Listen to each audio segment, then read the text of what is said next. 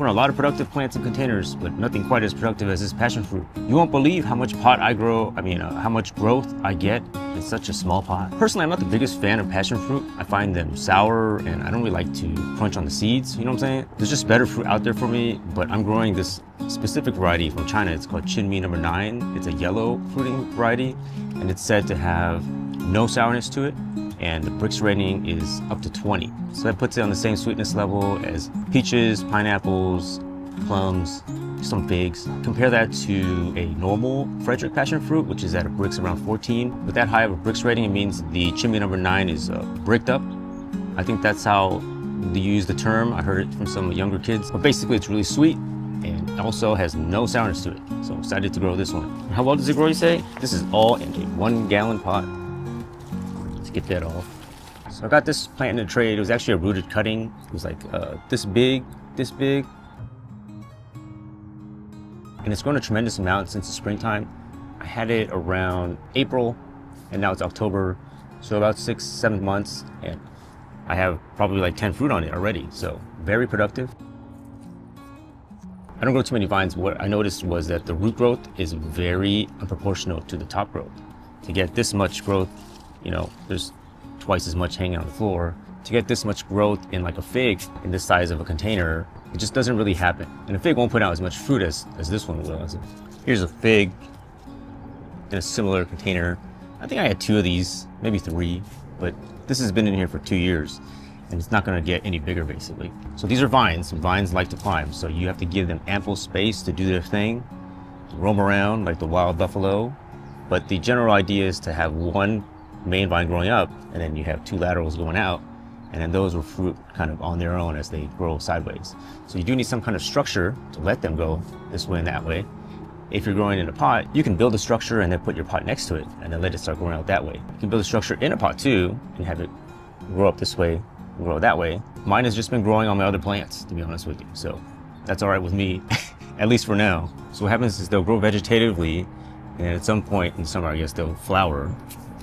And they produce one of the most beautiful flowers in the fruit growing world, or just to me in the botanical world. And they're just really enjoyable to have in the backyard. And you give another 3 months or so, and then that flower will die back, and you'll be left with a little nub. And give that about 3 months, and that'll become a passion fruit. So the most important thing in growing these plants is your soil. You want to have a mineral-based soil. No plant wants to grow inside of a dead tree. Only a mushroom does. I go over this fully in this video, link in the description. Pot sizes, I got this one to fruit in a 1-gallon pot. Ideally, I think you should be somewhere in like a 15-gallon pot. I'm going to step this one up eventually to a 5-gallon and see how it does next year. And likely from there, it'll go into a 15-gallon where it will stay long-term. What's good is we know we can already fruit in a 1-gallon. We'll have to see how the quality of the fruit is. And I think I got another month or so because this thing's taking a while. I fertilize all my plants the same. A little bit of organic fertilizer like Dr. Earth or Fruit Tree, and also a bunch of Osmocote Plus. So that'll be good for about 4 to 6 months, depending on how hot it gets. The hotter it is, the more faster the Osmocote gets used. And then I'll reapply both at the same time. So if you want to do organics, you probably could. I don't do that because it takes too long, but I would just fertilize once a month. There is a special technique I developed for fertilizing organically, and it looks something like this. Passion fruit like to grow in lots of sun. They also like lots of water. They might not necessarily use all that water, but they definitely don't want to stay dry. So they are one of the plants I've grown that can tolerate it pretty well. This plant gets a lot of water under my misting system, and I probably water it up to like 8 times a day.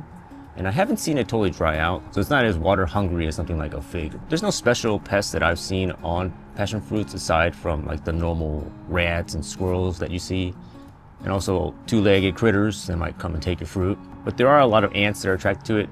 They secrete some kind of nectar on their nodes, or somewhere on the plant, that attracts ants to protect them from other bugs, I guess. So maybe that works, and it doesn't really affect the plant's growth or pollination. I think that's what they want.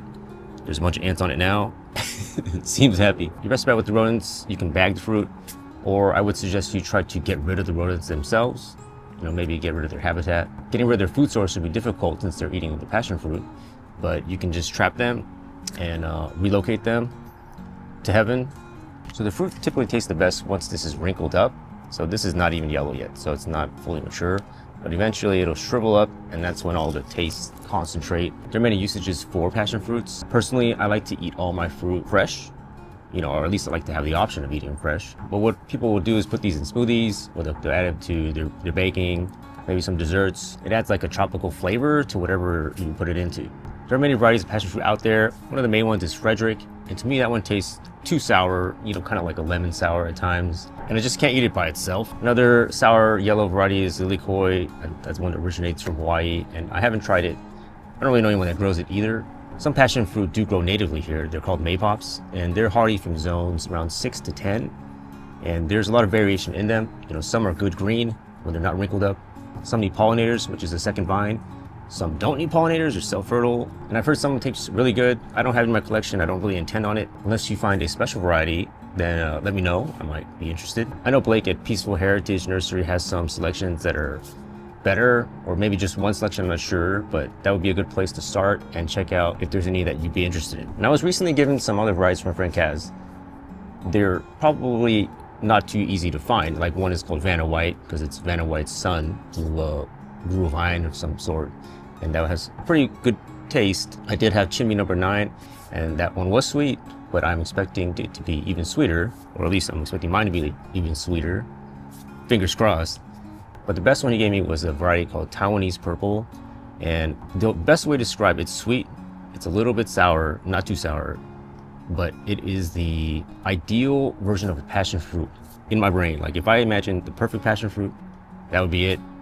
Size is not the biggest, but just in terms of well-balanced flavor, that was like the best I've ever had. So be on the lookout for that. If you find a trustable source, let me know as well. You gotta be careful out there. There's a lot of BS plants that are mislabeled and whatnot. If you enjoyed the taste of passion fruit, you should definitely grow one.